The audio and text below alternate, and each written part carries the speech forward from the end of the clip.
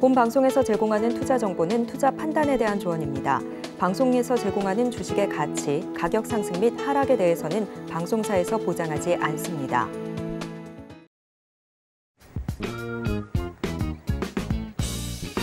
시장의 흐름을 파악하고 수익의 시그널을 읽어라. 마켓 시그널 온앤오프 진행의 문다연입니다.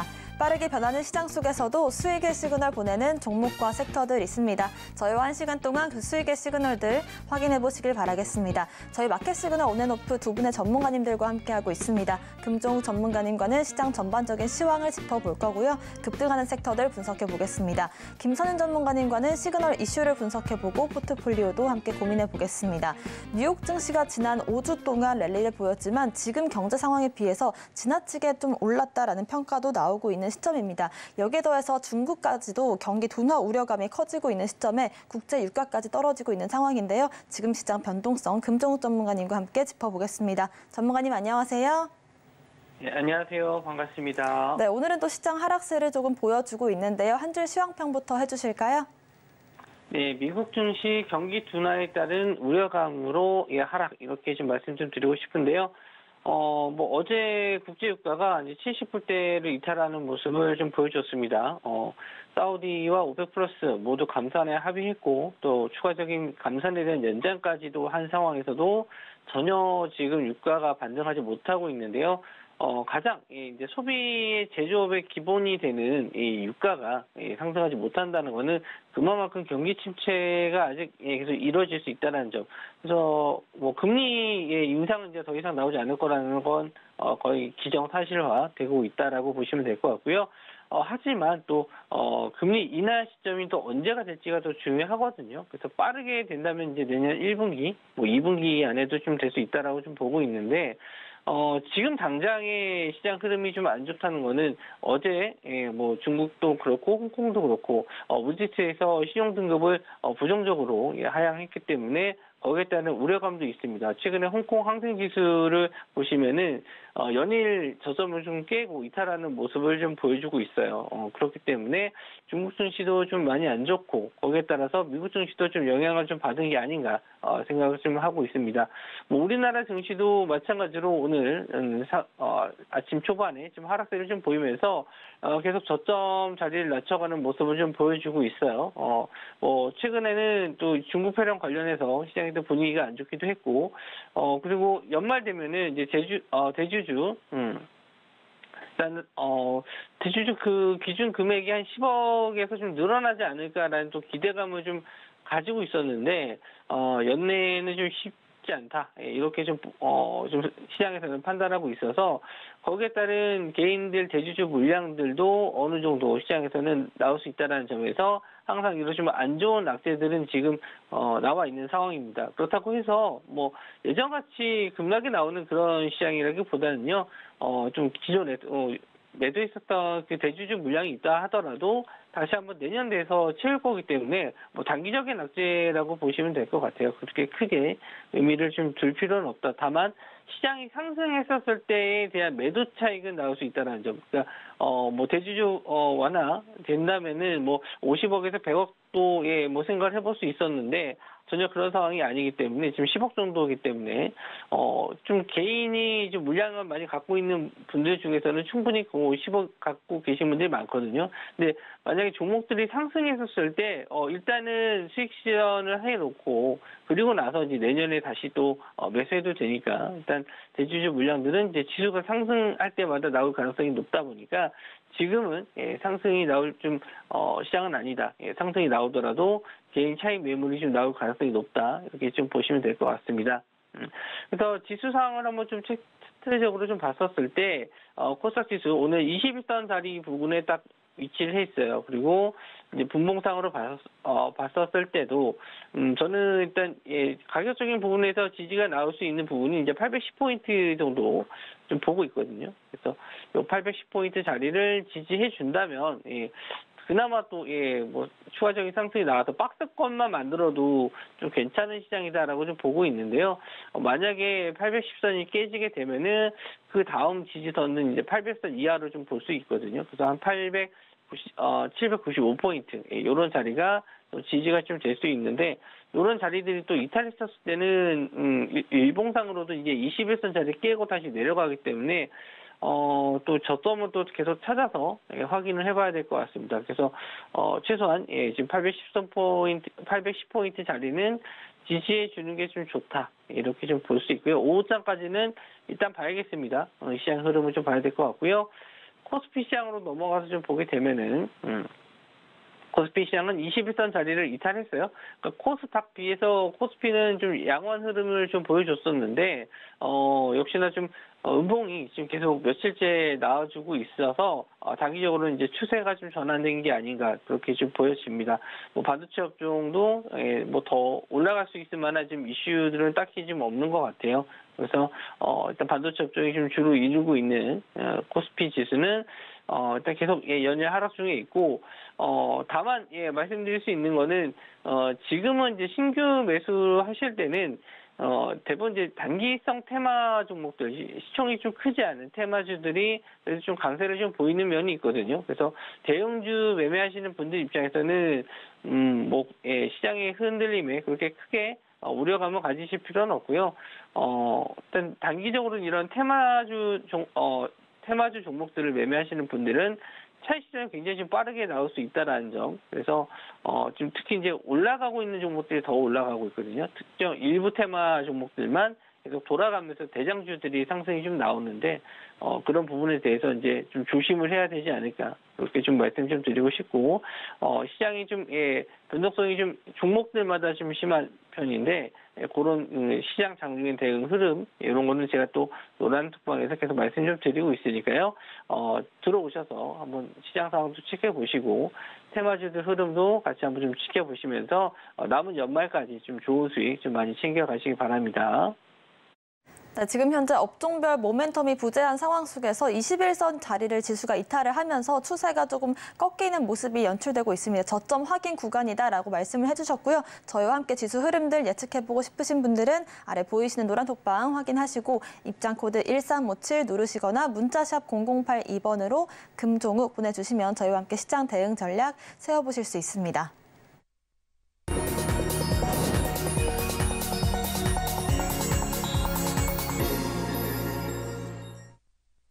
지금부터는 금정욱 전문가님과 함께 시장 상승 중인 섹터들 분석해 보겠습니다. WTI 지수가 이 배럴당 70달러를 떨어졌습니다. 크게 하락세를 보여주고 있는데 5개월 만에 다시 이 가격으로 되돌아왔거든요. 반사 이익을 볼 업종으로 항공주들이 꼽히고 있는데 오늘 장 초반엔 좀 강세였지만 눌림을 주고 있어요. 대응 전략 세워볼까요? 네, 오늘 아침에 제가 올려드린 그 뉴스 브리핑 영상이 있어요. 노란톡에 매일 올려드리고 있는데, 거기서 이제 제가 원자재 가격에 대해서 매일 좀 체크해드린다고 말씀 좀 드렸죠. 거기서 관련주로 이제 유가 하락에 대한 수혜주로서 여행주, 그리고 항공주 이렇게 좀 말씀 좀 드렸는데, 항공주는 직접적인 수혜를 볼 수 있는 게 어쨌든 물류를 통한 일단 수익이 좀 커질 수 있다라는 점, 그런 것도 긍정적으로 볼 수 있는데, 다만 이게 좀 양날의 검이 될 수도 있죠. 경기 침체에 따른 유가 하락이기 때문에 만약에 공급이 늘어서 유가가 좀 낮아졌다면은 확실한 호재가 좀 될 수 있겠지만, 지금 경기 침체가 물렸다는 거는 그만큼 또 물류 소비가 좀 줄어들 수도 있고, 또 여행객 수도 줄어들 수도 있거든요. 그래서 오늘 상승은 좀 나오더라도 어느 정도 좀 제한적이지 않을까, 그렇게 좀 생각을 했는데, 그 중에서 아시아나 IDT는 오늘 18% 거의 장중에는 20% 넘게 상승이 좀 나왔어요. 아시아나와 대한항공 합병 이슈에 따른 수혜를 보고 그런 이슈로 좀 상승이 나온 적은 있는데, 유가 상승에 대해서는 그렇게 다른 종목들은 크게 반영이 안 됐거든요. 제주항공이라든지 에어부산, 진에어 이런 종목들이 있는데, 그런 종목들은 크게 눈에 띄지 않았고, 오늘 아시아나 IDT 이 종목이 가장 좀 강세를 보였습니다.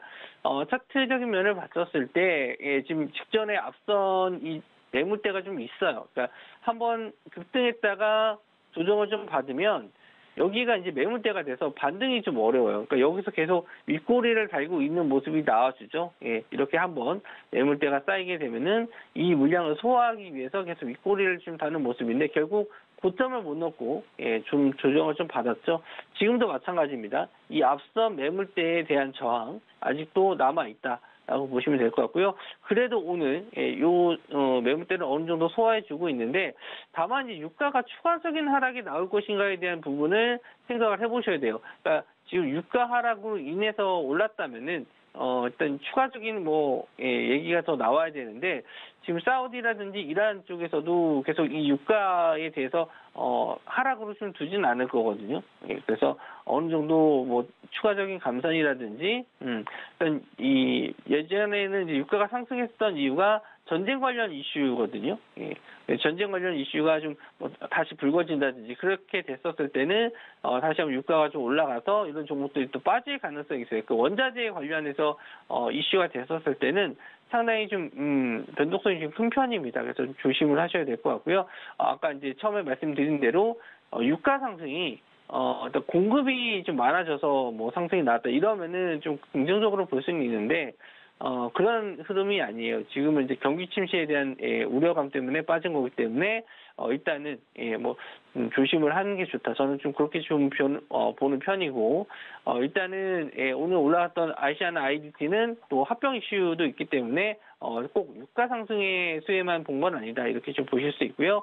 그런 점을 좀 제외했었을 때 제주항공이라든지 에어부산 이런 종목들은 좀 어느 정도 윗꼬리를 달고 있어요. 아까 직접 저항 때 이렇게 상승했다가 눌림 줬었을 때는 얘는 앞선 매물대 저항이 있다. 그래서 이런 자리들을 이제 물려 있었던 물량들이 빠져나오는 거다라고 보시면 될 것 같거든요.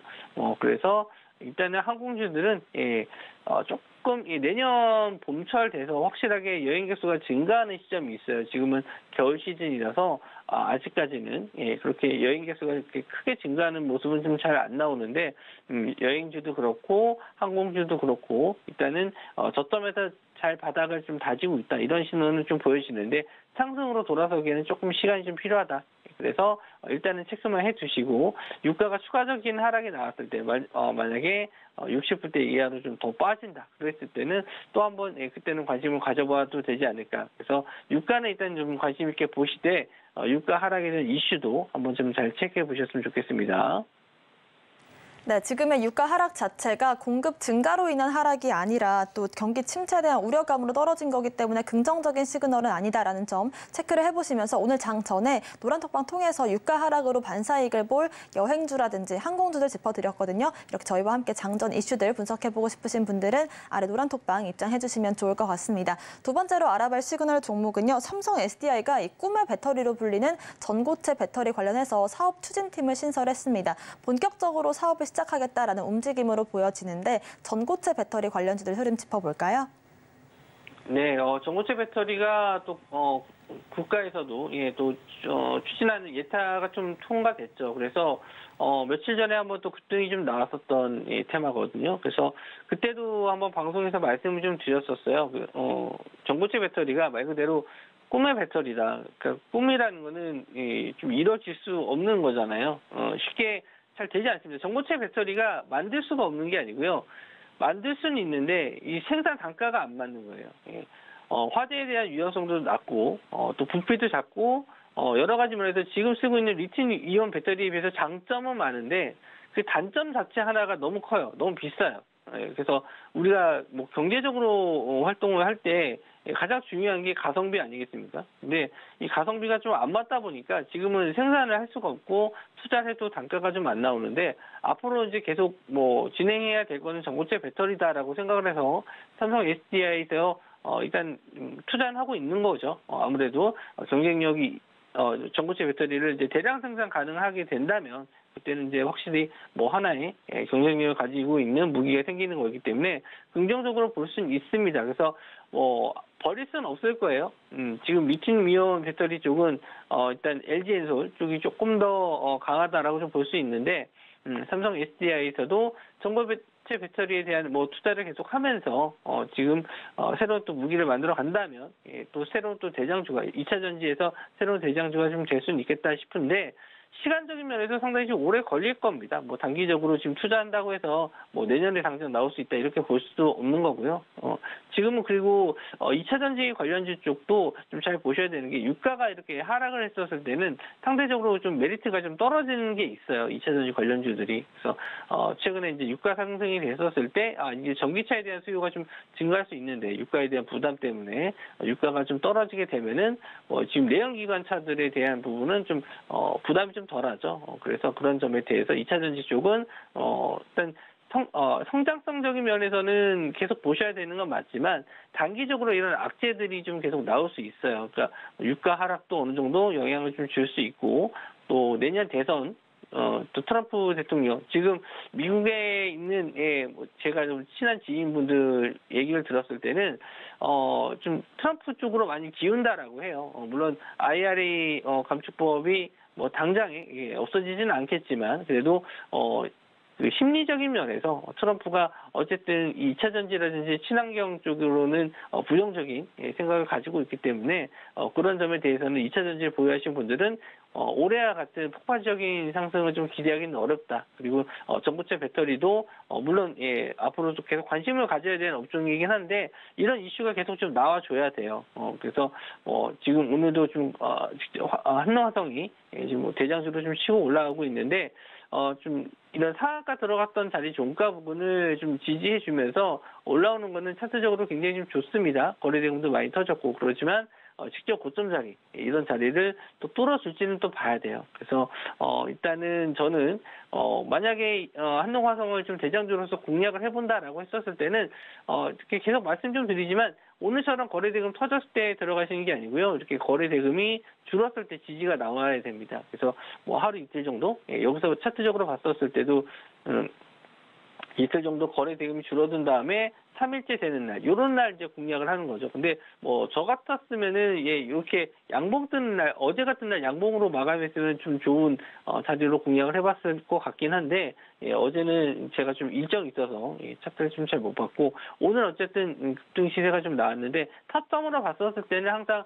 이렇게 급등 나오는 날 공략하시기보다는 이렇게 좀 조정을 좀 받거나 거래 대금이 줄어드는 걸 좀 확인하고 가격적인 지지를 좀 보면서 매매를 하시되 이제 새로운 테마가, 새로운 이슈가 좀 나올 게 뭐가 있을지 그런 걸 좀 보셔야 될 것 같아요. 일단은 뭐 오늘은 이제 삼성 SDI에서 뭐 사업 속도를 낸다 이런 기사가 나왔는데 뭔가 예전에 나왔을 때 정부에서 또 뭔가 추가적인 좀 이슈가 나와준다면은 어떤 저는 차트적인 면도 나쁘지 않다고 봐요. 지금 저점에서 막 올라오고 있는 시점이기 때문에 추가적인 상승은 가능한데 다만 매수 타점을 좀 봤었을 때는 조금 기다리셨다가 공략을 해보시는 게 좋겠다. 이렇게 좀 말씀 좀 드리고요. 지금 이등주로서 이수화학이 좀 올라오고 있는데 확실히 지금 대장주와 이 온도 차이가 좀 있죠.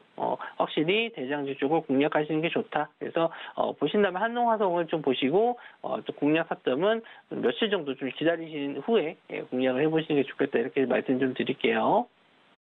네, 전고체 배터리 관련해서는 최근에 정부 예타 통과 소식도 있었고 오늘도 호재가 나왔지만 당분간은 눌림목을 지켜보는 전략을 제시해 주셨고요. 긴 장기적인 흐름으로 봤을 때는 미국 대선 관련해서 IRA 법안이 어떻게 나오는지도 저희와 함께 흐름 짚어보시면 좋을 것 같습니다. 마지막 이슈도 알아볼 텐데요. 최근 독감에 이어서 마이코플라즈마 폐렴까지 확산 조짐이 좀 짚혀지고 있습니다. 제약사들이 수요 확대에 들어갈 것으로 보여지는데 대표적인 기업들 어디가 있을까요?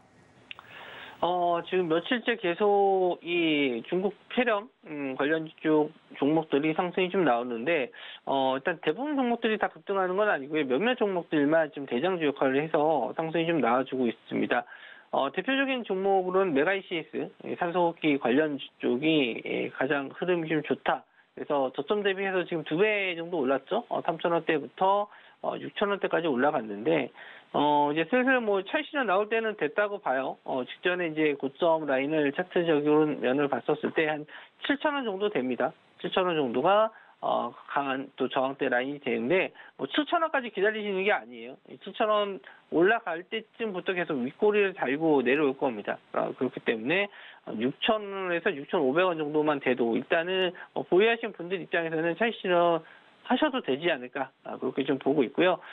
새롭게 좀 뭐 나온 이슈를 좀 보게 되면은 요런 내용들이 나오면은 시장에서 좀 반응을 하는 경우가 있습니다. 학교에서 지금 아이들이 지금 독감 때문에 좀 조심해야 된다. 그래서 이제 휴교까지도 좀 생각을 하고 있다라고 해요. 그러니까 방학이 얼마 안 남았으니까 또 그런 거기도 한데 이렇게 좀 아이들이라든지 좀 연약한 뭐 이런 노인분들 이런 분들에게 좀 치명적일 수도 있기 때문에 일단은 이런 이슈가 좀 뉴스에 멘트가 좀 섞이면은 시장에서 좀 강하게 반응하는 게 있거든요. 왜냐하면 민감한 부분이잖아요. 특히 아이들 같은 경우에는 부모님들이 상당히 좀 신경을 좀 많이 쓰고 있기 때문에 만약에 뭐 아이들이 확산이 빨리 된다 그러면은 학교를 안 보내기 경우가 있고 뭐 그런 거에 따라서 또 이슈가 좀 크게 될 수 있거든요. 그래서 관련주 쪽은 이런 쪽이 계속 나와준다면은 추가적인 상승이 나올 수 있는데 오늘 좀 추가적인 내용을 하나 더 말씀 좀 드리면 폐렴 항생제에 대한 내용이 나왔어요. 질병청에서 약품을 좀 얘기했었는데 키놀론제라는 이 항생제 원료가 어느 정도 좀 내성을 막아줄 수 있다. 이래서 좀 관련주가 오늘 좀 상승이 나왔는데 대표적인 기업이 유유제약이에요. 유유제약이 오늘 요 키놀론제 관련주 쪽으로 급등이 좀 나왔고요. 그리고 위더스제약 이 종목도 마찬가지로 키놀론제 관련 이슈가 좀 있긴 합니다. 예전하고 대장이 좀 다르죠. 국제약품이나 메가이시에스 이런 종목들이 예전에 대장이었는데 지금 이제 유유제약이 새롭게 대장주로 치고 올라왔습니다. 그래서 이런 관련 이슈들은 찾아보시기가 좀 어려우신 분들도 있고 제가 뉴스는 이 상한가 들어가기 전에 올려드리긴 했거든요. 좀 전에 노란톡방에 올려드리긴 했는데 워낙 빠르게 상승을 해가지고 뭐 매매는 좀 어려우셨을 것 같긴 해요. 그런데 어떤 시장에서 어떤 이슈로 어떻게 상승을 하는지 그런 걸 좀 알고 접근을 하셔야지 물릴 확률이 좀 적죠. 우리가 빠르게 상승하는 종목들 매매를 했었을 때 이런 이슈가 이렇게 좀 오래 가겠구나. 이거는 공략을 해봐도 되겠구나. 이런 좀 판단을 하셔야 되는데 그런 부분에 대해서 제가 또 도움을 좀 드릴 수 있고 그리고 관련주 쪽이 유유제약이 상한가를 들어갔었을 때 어떤 종목들을 좀 보셔야 되는지 그런 것도 잘 모르시는 분들 있잖아요. 그런 분들도 제가 유유제약과 이런 종목들 같이 보시면 좋다.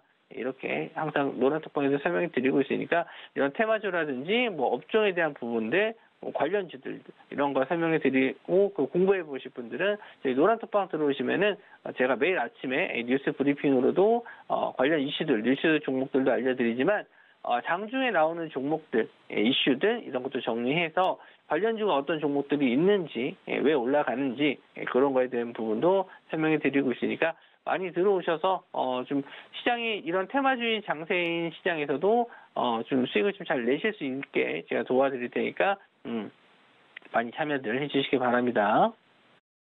네, 이렇게 오늘의 시그널 종목들 알아봤고요. 저희가 공략했던 종목도 리뷰 한번 진행해 보겠습니다. 노란톡방 통해서 11월 30일에 공략했던 위메이드 짚어볼게요. 급등 전날에 공략을 해서 저희가 20% 넘는 그 급등을 여러 번 또 포착을 했었고 오늘 같은 경우에도 추가적으로 10% 넘는 급등이 장중에 나왔습니다. 앞으로 대응 전략 다시 세워주실까요?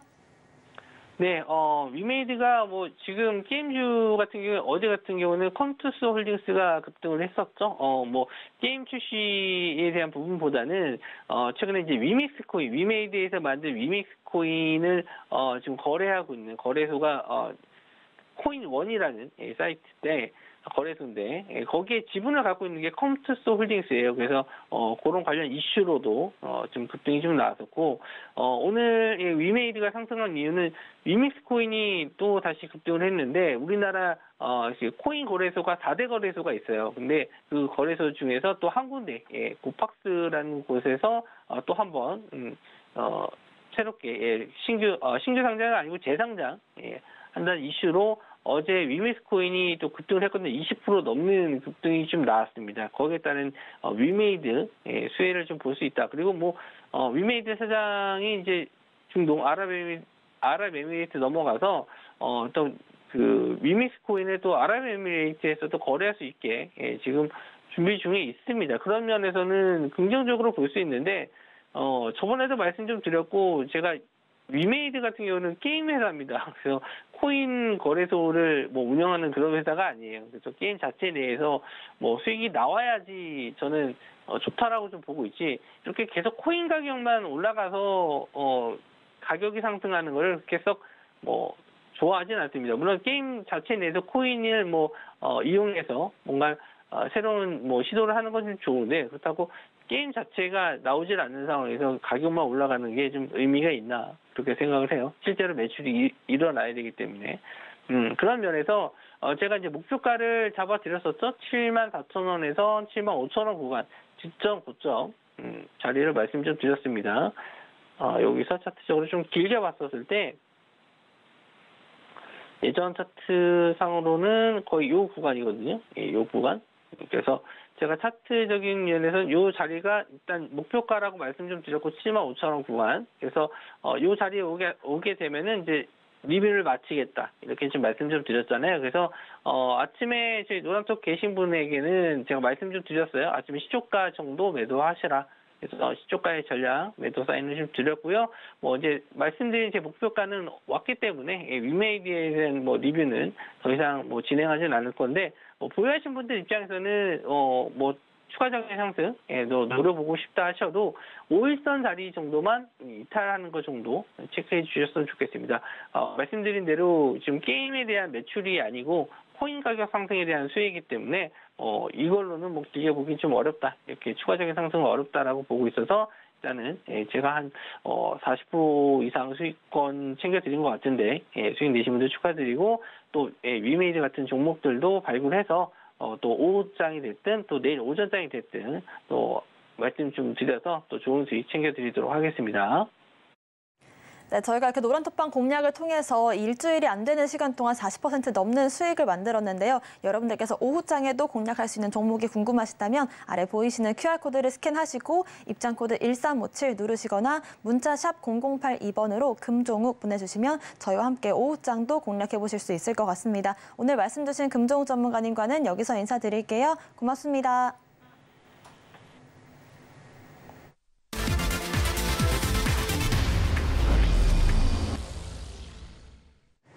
지금부터는 김선윤 전문가님과 함께 시그널 이슈를 분석해보고요. 포트폴리오도 함께 고민해보겠습니다. 김선윤 전문가님 인사드릴게요. 어서 오세요. 네, 오늘도 시장 흐름은 좀 잠잠하게 진행되는 것 같습니다. 네. 시황 짚어주시죠. 시장이 이제 어제도 그렇고 오늘도 그렇고 이게 특별한 건 없습니다. 최근 들어서 이번 주 내내 좀 흐르는 듯한 모습이고요. 금요일 시장 같은 경우부터 시작해서 그래서 약간 조금 밀리는 모습이에요. 자, 근데요, 고민을 해보셔야 될 건 뭐냐면 시장 전체적인 상황에서 봤을 때 경기 지표 상황도 점차 안정이 좀 되고 있는 모습이고요. 시장이 오를 수 있는 그런 여러 그림들이 지금 나오고 있는 상황이에요. 근데 연말이다 보니까 특수다 보니까 좀 쉬어가는 모습은 어쩔 수 없이 나옵니다. 그래서 잠깐 이 흐름을 보인 이후에 그 이후에 1월부터 굉장히 강한 시장이 나올 거라 예측은 되고 있는데 사실 생각해 보셔야 될 게 유가 하락에 대한 부분도 있고 전체적으로 또 FOMC에 대한 우려감이 좀 같이 상존하는 것 같아요. 그런데 FOMC 좀 기대감은 사실 크진 않지만 그래도 다음 주부터 해서는 FOMC에서의 매파적 발언이 나오더라도요. 오히려 그 이후부터는 시장이 더 이상의 악재 상황은 없을 거라는 판단하에 반등 쪽의 분위기를 가질 수가 있을 것 같습니다. 그래서 걱정하실 필요는 전혀 없을 것 같고요. 오히려 이번 주 안정기 끝나고 난 이후에 조정 거친 이후에 다음 주부터 다시 한번 본격적인 산타 랠리에 대한 기대감을 가지시는 게 전 나을 것 같습니다. 네, 오늘 당장에는 지수가 음봉을 띄우고 있더라도 좀 이렇게 숨고르기 국면을 가져가는 것이 장기적인 흐름에서 좋겠다라는 말씀 남겨주셨습니다. 오늘의 시그널 이슈 오전장 한번 화면으로 정리해 보겠습니다. 오늘의 오전 시그널 이슈는 중국의 경기 둔화 우려, 유가 급락을 짚어보겠습니다. 지난 5일 무디스가 중국 지방정부와 국영기업의 과도한 부채와 부동산 시장 침체를 이유로 중국의 국가 신용등급 전망을 안정적에서 부정적으로 낮췄습니다. 여기에 더해서 국제 유가도 하락세를 이어가고 있는데요. 경기 침체 우려감 속에 하락하는 것으로 풀이되고 있습니다. 앞으로의 시장 전망 체크해 보겠습니다. 네, 불과 한두 달 전까지만 해도 WTI 지수가 배럴당 93달러를 기록했던 것으로 기억을 하는데 어느덧 또 70달러 밑으로 내려왔거든요. 앞으로의 시장 전망 짚어주실까요? 네, 이제 갑자기 어제 빠졌어요. 쭉 좀 빠지는 모습이 좀 나왔습니다. 유가가 말씀 주신 대로 해서 중국의 이제 부동산 경기 침체에 대한 부분이 좀 크게 영향을 주는 것으로 풀이가 좀 되고 있습니다. 그리고 또 하나 영향을 주는 게 중국 시장보다는 현실적으로 지금 전 세계에서 인구가 가장 많은 나라는 인도로 바뀌었잖아요. 꽤 됐습니다. 인도 시장 자체가 오히려 더 유망하다는 것이 전 세계적인 조금 언론가들의 좀 평론으로 이어집니다. 그렇다 보니까 인도 쪽이 오히려 좀 미국 쪽과는 오히려 가깝기도 하고 또 중국과 인도 사이가 또 안 좋잖아요. 그렇죠? 그래서 이래저래 인도 시장 자체가 커지면서 가고 있고 또 하나 인도의 시장성이 좋은 게 30대, 40대, 20대 인구수가 압도적으로 높습니다. 수치 자체가요. 그래서 자연스럽게 한동안의 성장 가도를 보일 수 있는 것이 바로 인도의 모습인 것 같습니다. 그래서 최소 지금부터 해서 한 20년 동안은 인도가 전 세계 시장의 인력난에 대해서 해소를 할 수 있는 그런 구조적인 모습을 보여주기 때문에 중국 자체의 흐름이 계속 안 좋을 수도 있을 것 같아요. 반면에 이제 인도가 성장하면 성장할수록 전 세계 글로벌 중국의 경기 침체 부분을 인도가 또 만회할 수 있는 부분이잖아요. 그래서 이런 부분들이 우선 나쁘지 않은 모습은 보이지 않을까. 그래서 한동안은 좀 살펴보셔야 될 것 같은데 유가가 우선은 좀 기로에 놓여 있어요. 유가 차트 보시면은 상황이 조금 좋지는 않습니다. 자, 보시면요. 유가가 이제 언제인가요? 9월 달 고점 찍고서 많이 꺾였는데요. 지금 보시면 올해 초에 3월과 4월, 5월 달의 저점 자리가요. 라인상으로 65달러 라인이 최저점 자리 인식이 현재 되어 있습니다. 근데 이 라인 깨고 내려가면요. 추세 이탈이 나올 수도 있는 그런 자리긴 하거든요. 그런데 유가가 지금 유가가 급등이 나오면 가장 우려스러웠던 게 뭐였나요? 인플레 우려잖아요. 그런데 중국 이슈와 함께 유가 하락이 같이 나와주면서 이 인플레 우려가 해소가 되는 그림으로 좀 볼 수가 있을 것 같아요. 그래서 이래저래 국내 증시를 비롯해서 해외 증시 상황 자체가 점차 그래도 안정적으로 갈 수밖에 없는 여러 구조들이 나오고 있습니다. 그래서 현재 시장 자체가 좀 일시적으로 빠지는 것은 이 다음 주에 그 FOMC 상황에서 FOMC 나오는 연준의 인사들의 발언이 매파적인 성향이 강할 수도 있다라는 것이 예측이 되면서 시장이 약간 밀리는 모습이지만 향후 봤을 때 현재 미국 IT 기업들이 같이 빠지잖아요. 근데 IT 기업들의 4분기 실적과 더불어서 내년 실적 전망치를 예측해보고 또 하나 국내 증시에서 삼성과 하이닉스의 내년 실적치를 예측해본다면 시장은 자연스럽게 올라갈 수밖에 없을 겁니다. 이걸 고민해 보셔야 돼요. 최근에 SK 하이닉스 흐름이 약간 좀 내려오고 있는 모습이지만 계속 강조드리는 건 뭡니까? 기회라는 겁니다. 조정이 나올 때. 그래서 걱정보다는 성장성에 대한 부분을 염두에 두시고 금리 인하에 대한 부분도 계속 고민하시면서 대응하셔야 된다. 그리고 또 하나 1월부터는 뭐가 있습니까? 계속 강조드려 왔었던 미국의 공화당의 대선 후보 경선이 있잖아요. 당연히 트럼프 쪽의 우세가 좀 점쳐지고 있기도 하고요. 전체 시장에서도 지금 내년에 미국 대통령은 트럼프라는 인식이 굉장히 강하긴 합니다. 그래서 이에 따른 부분도 시장에 대한 영향을 볼 수 있겠죠. 근데 정책 드라이브를 잘 보시면 좋을 것 같아요. 트럼프가 2차 전지를 안 좋다고 막 얘기할 수도 있겠지만은 투자에 대한 부분 얘기할 수 있겠지만은 그래도 포용하고 갈 거라는 거죠. 그래서 이 부분도 잘 생각해 보시고 그 외에 전통적인 사업들도 같이 성장할 수 있는 부분 고민해 본다면 현 시점에서의 시장의 단기적인 조정 자리는 굉장히 매수하기 좋은 시점이 아닐까 좀 이렇게 우선 보시는 게 좋을 것 같습니다. 네, 일단은 당장에 걱정할 만한 부분들을 짚어주셨는데요. 다음 주에 있을 FOMC 회의 점도표까지 저희와 함께 분석을 해보시면 좋을 것 같습니다. 다음 주까지 해서 시장 전망 함께 분석해보고 싶으신 분들은 아래 보이시는 QR코드 스캔하신 뒤에 링크를 클릭하시면 되고요. 입장코드 1357 걸려 있습니다. 저희와 함께 또 종목 이야기도 해볼게요. 오늘 또 유가 급락에 따라서 항공주들이 반사 이익을 보고 있는데 대표적으로 아시아나항공이 오늘 급등을 보여주고 있습니다. 장 초반에는 10%까지 좀 오르기도 했었고 아시아나 IDT 같은 경우는 20% 넘는 급등이 나왔었는데 저희가 하반기에 이렇게 좀 항공주들을 지켜보자라는 말씀 드렸었거든요. 다시 한번 항공주들 흐름 짚어볼까요?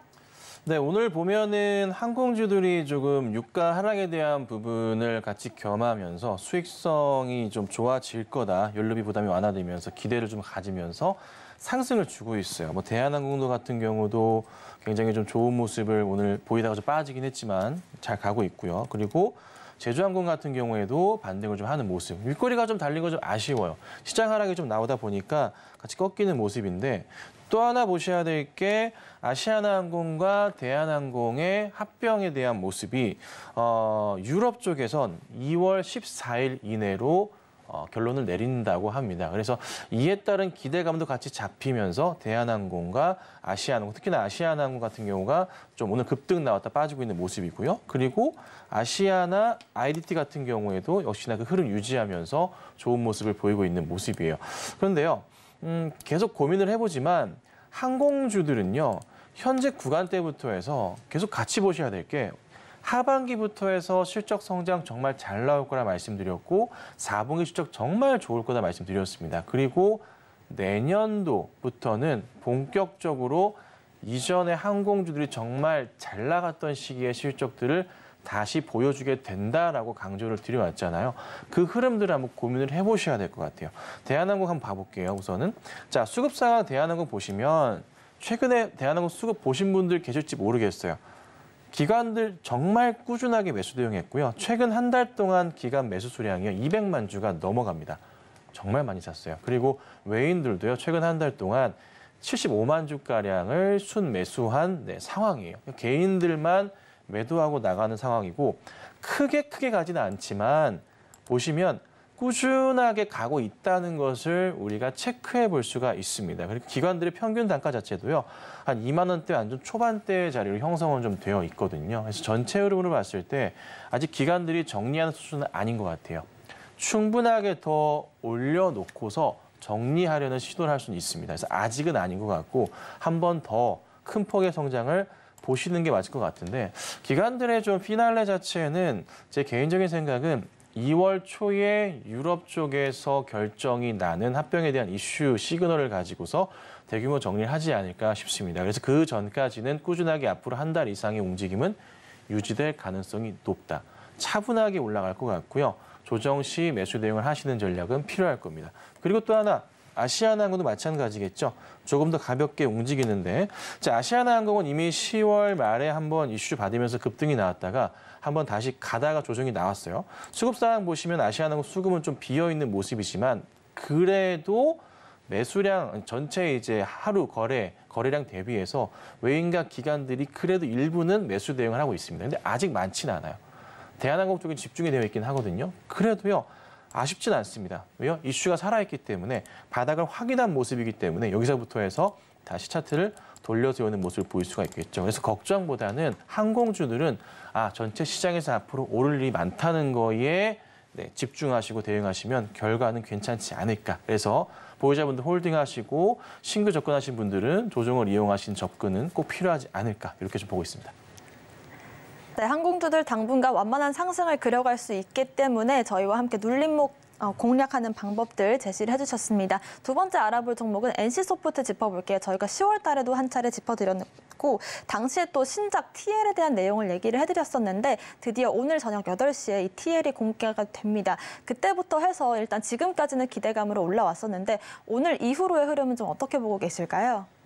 이게 이제 NC소프트가 리니지라는 게임을 이제 아예 새롭게 이제 바꾸려고 하는 게 이제 프로젝트 TL이 될 건데 이 TL이 굉장히 중요해요.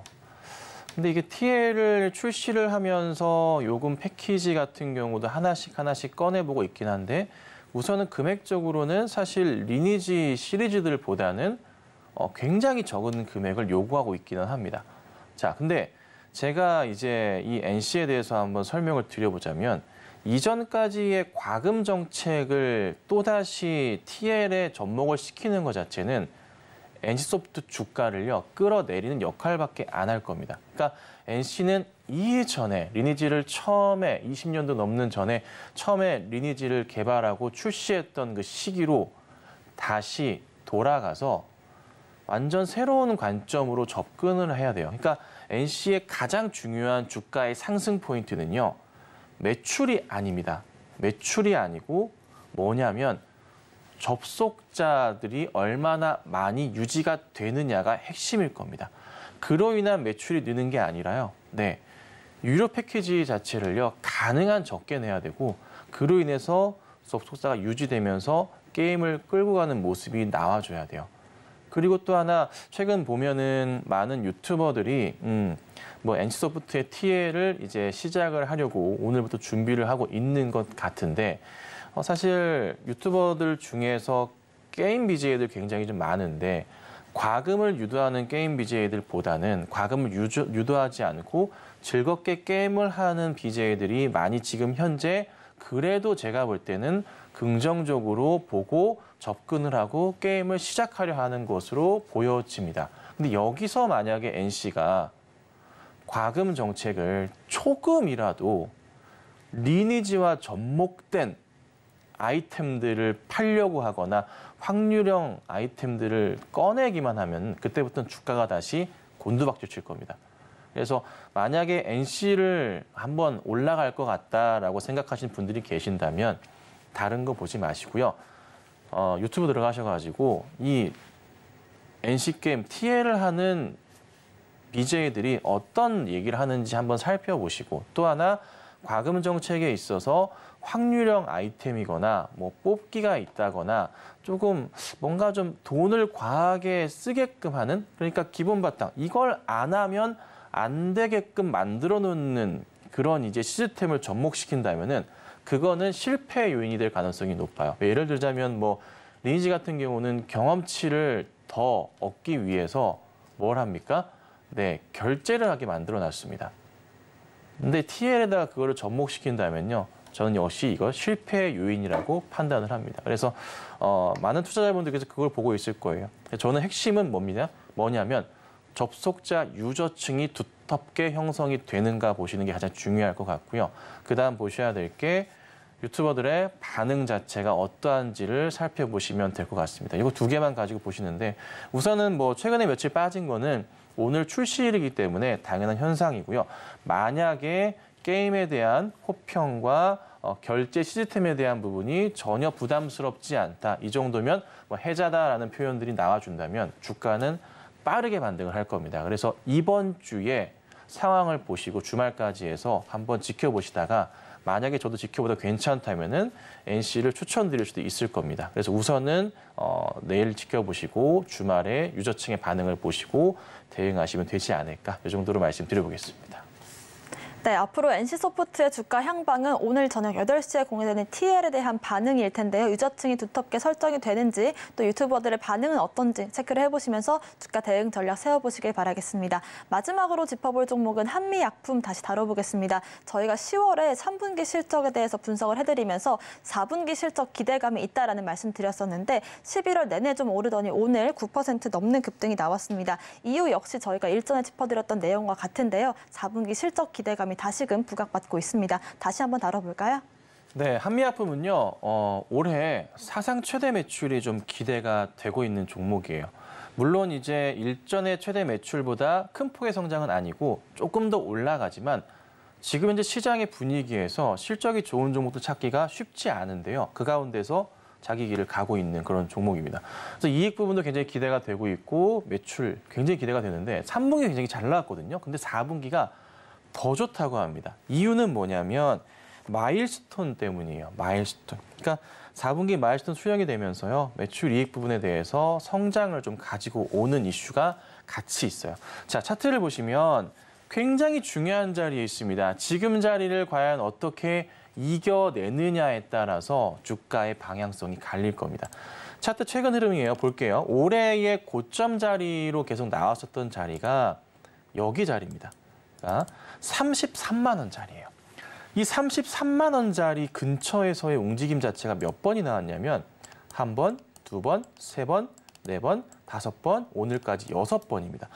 여기 자리를 이번에 조금만 안착시켜주고 상승 추이로 돌려서 더 올리기만 한다면 그 다음 자리는 어디가 나오나요? 쭉 보시면요.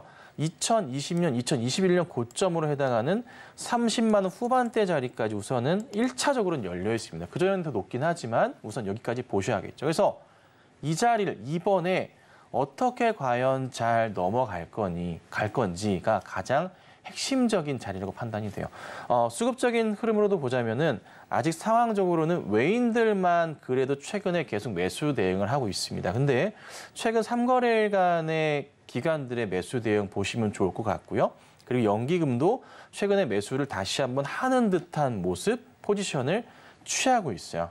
수량적으로는 많지는 않지만 거래량 자체가 그 수준이기 때문에 적당 수준 매수가 들어오는 것으로 판단이 됩니다. 그리고 오늘 보시면요. 오랜만에 좀 거래량이 터지는 모습이 좀 포착이 좀 되고 있거든요. 그래서 내일까지 혹시 이어지는지 보시고 다음 주상 보셔야 되는데 우선 신규 접근은 제한적이지만 보유하고 계신 분들 입장에서는 한 번의 상승을 좀 더 지켜보시는 건 맞을 것 같다. 그래서 우선 홀딩해 보시고요. 만약에 뚫고 33만 원 뚫고 4만 원대 안착을 한다면 그 이상도 볼 수 있다는 거 참고하시고 대응하시면 되겠습니다.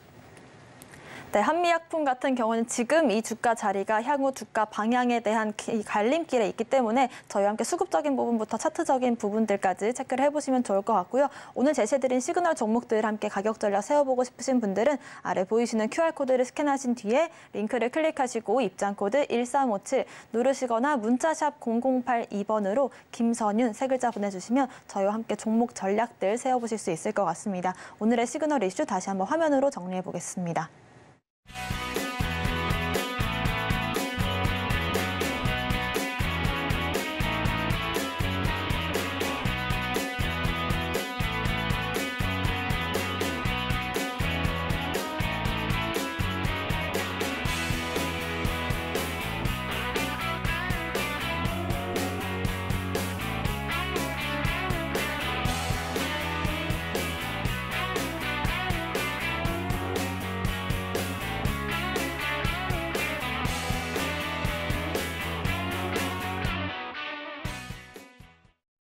네, 이렇게 김선윤 전문가님과 함께 오전장 마무리 지어보고요. 오후장 대응 전략도 세워보겠습니다. 전문가님 어떤 전략 세워볼까요?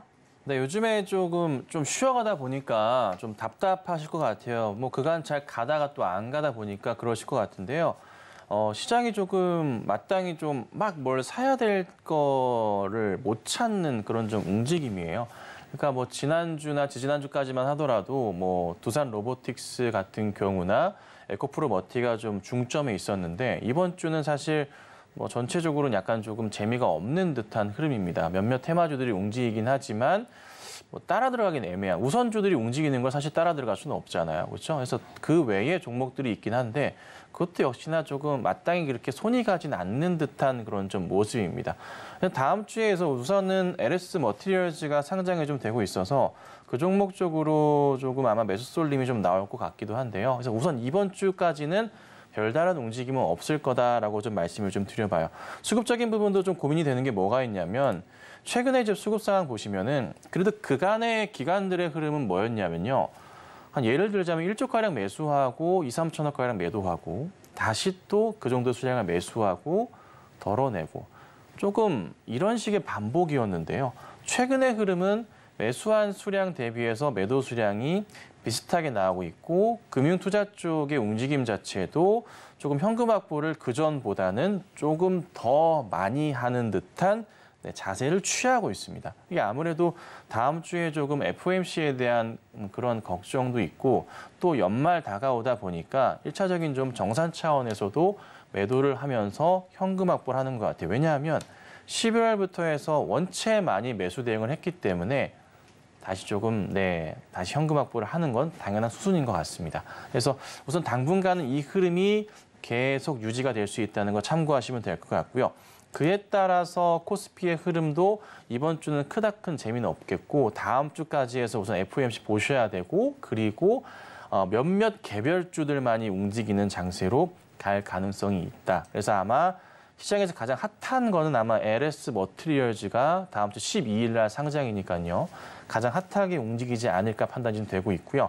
월요일 날 같은 경우에도 보면은 제가 아마 LS 머티리얼즈 말씀을 드릴 수도 있을 것 같은데 꼭 아마 대응을 하시는 게 나쁘진 않을 겁니다. 원체 이제 청약 증거금도 13조 원가량 몰렸기 때문이겠죠. 그래서 그거 기다리시는 분들이 많은 것 같아요. 주위에서도 다들 좀 그 얘기가 좀 많은 것 같습니다. 기관들도 그렇고요. 그래서 우선은 걱정보다는요. 차분하게 준비하시고 연말 잘 마무리하시는 전략 필요할 것 같고요. 기간의 흐름은 계속 이럴 겁니다. 그래서 그냥 따분한 시장이지만 잘 이겨내시고 또 잘 대응하시면 될 것 같습니다. 이번 주 같은 경우에는 큰 방향성이 나오지 않을 가능성이 높기 때문에 개별주 대응 전략을 제시해 주셨고요. 저희와 함께 오후장 대응 전략 세워보고 싶으신 분들은 화면 아래 보이시는 QR코드를 스캔하신 뒤에 링크를 클릭하시면 되겠습니다. 입장코드 1357 걸려 있고요. 이 방법이 어려우신 분들은 문자샵 0082번으로 김선윤 남겨주시면 저희와 함께 오후장까지 전략 세워보실 수 있을 것 같습니다. 오늘의 핵심 내용 화면으로 정리해 보겠습니다. 마켓 시그널 온앤오프 오늘의 핵심 정리입니다. 중국의 경기 둔화 우려 속에 유가가 급락하는 모습 짚어봤습니다. 오늘장 상승 섹터로 항공주들과 전고체 배터리, 폐렴 관련주 짚어봤고요. 오후장에는 개별주 대응 전략 세워보겠습니다. 저희가 방송 중에 드리는 정보는 전문가님들의 조언일 뿐입니다. 참고만 하시길 바라겠고요. 서울경제TV와 서울경제신문을 사칭한 피해도 유의하시길 바라겠습니다. 오늘 저희가 준비한 소식은 여기까지입니다. 시청자 여러분 고맙습니다.